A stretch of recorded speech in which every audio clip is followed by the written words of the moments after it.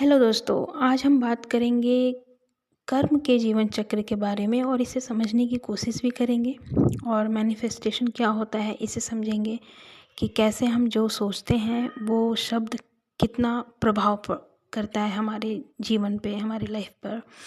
तो स्टार्ट करते हैं। जैसे कि हम जो सोचते हैं वही शब्द बनता है और जो शब्द बनता है वो हमारा कर्म हो जाता है और वही कर्म हमारा भविष्य रचता है।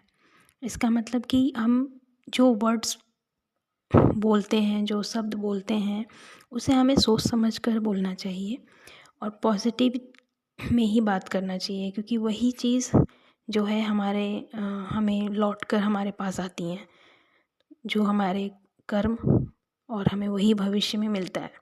तो कर्म केवल जो है बड़ा या छोटा कार्य नहीं होता है। कर्म जो है हमारी सोच, हमारा भाव और हमारी नीयत, इसी पर निर्धारित होता है। तो अगर कोई इंसान नकारात्मक ही सोचता रहता है तो वो वही ऊर्जा को वापस अट्रैक्ट करता है।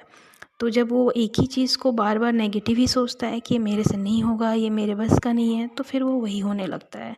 और उसी तरह अगर वो उसी चीज़ को पॉजिटिव मोटिवेट होकर सोचता है कि मैं अगर चाहूँ तो इसे कर सकता हूँ, और वो कोशिश भी करता है। मैं 2-4 बार कोई चीज़ है नहीं होती, या वो लगातार हम सोचते हैं कि हम जीत तो लेंगे ही, हम करते रहें, कर्म करते रहते हैं, तो इसीलिए वो उनकी सोच उनको वहाँ ले जाती है कि वो कर पाते हैं लाइफ में कुछ।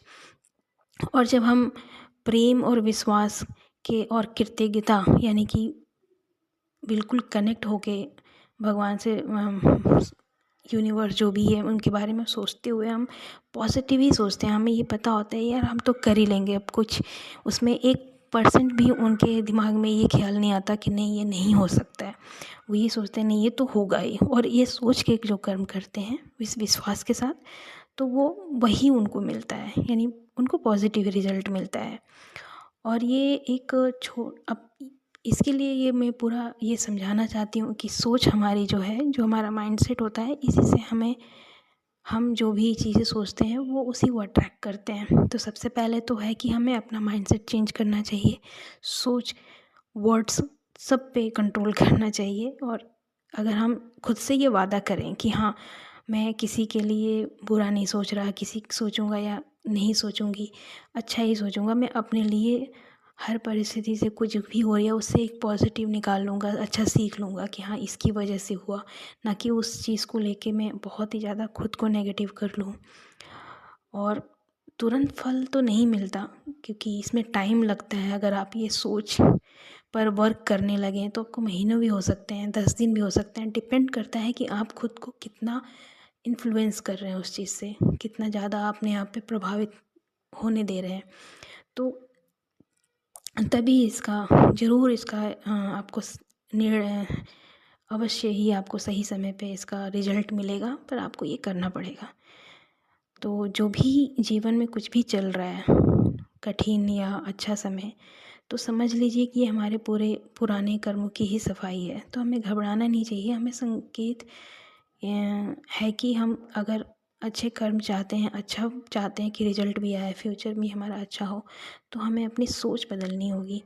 हमें थैंकफुल रहना होगा, ग्रेटफुल रहना होगा, और एक सुबह उठते ही धन्यवाद करना चाहिए, और एक विश्वास भी अपने अंदर रखना चाहिए कि हाँ सब अच्छा होगा और मैं कर लूँगा अच्छा। और इसी अच्छे कर्म पर हमें जो भी यूनिवर्स में आपकी एनर्जी जाती है, वाइब्स जाती है, तो वही चीज़ हमारे पास रिटर्न होकर आती है। होप कि आप कुछ तो मेरी बात को अगर समझे होंगे तो प्लीज़ कमेंट में ज़रूर लिखिएगा। Thank you.